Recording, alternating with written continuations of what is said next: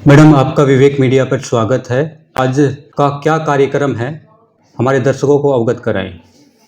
आज स्वामी विवेकानंद जी की जन्म जयंती के उपलक्ष्य में युवा दिवस पर श्रीमती नारायणी देवी महिला महाविद्यालय में हर वर्ष की भांति स्वैच्छिक रक्तदान शिविर का आयोजन किया गया है।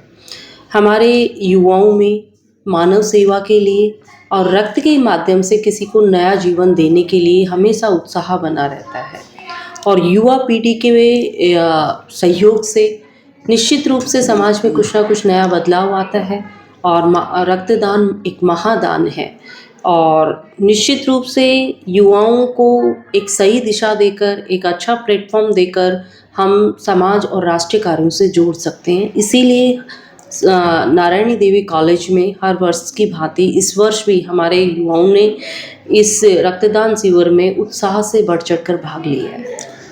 मैडम, आपने कहा कि हर साल ऐसा रक्त शिविर का आयोजन किया जाता है, तो अभी कितने बच्चों ने या कितने व्यक्तियों ने रक्त दान दिया है?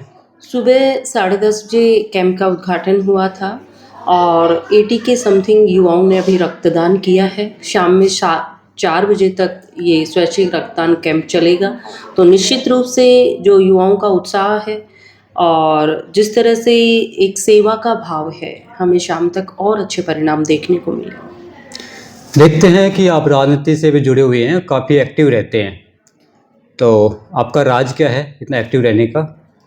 मैं मूलतः शिक्षा से जुड़ी हुई हूँ। शिक्षा सामाजिक क्षेत्र में काम करते करते भारतीय जनता पार्टी की रीति नीति और विचारधाराओं से प्रभावित होकर माँ भारती की सेवा के लिए, भारत देश की सेवा के लिए और माननीय प्रधानमंत्री नरेंद्र मोदी जी की विकसित भारत के संकल्प को पूरा करने के लिए हम जैसे युवाओं की इस देश को ज़रूरत है। तो एक सेवा भाव से जितना हम समाज और राष्ट्र के लिए अच्छा कार्य कर सकते हैं, उसी भाव से मैं राजनीति में काम कर रही हूँ।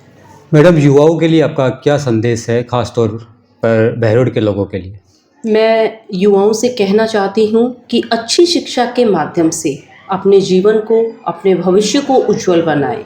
इस समय राज क्षेत्र में जो सबसे बड़ा हमें कुछ जहाँ देखने को मिल रहा है, वो युवाओं में नशे की प्रवृत्ति है। हमारा नशे की तरफ और अपराध की तरफ बढ़ता हुआ युवा है। मैं उन सब से कहना चाहती हूँ, किसी परिवार का आप किसी माँ का, किसी बहन का, किसी पत्नी का जीवन है आप, और उनके जीवन में खुशियाँ लाने के लिए आपको शिक्षा की नींव को मजबूत करना होगा और समाज में सकारात्मक सहयोग से सबके साथ मिलकर आपको आगे बढ़ना होगा।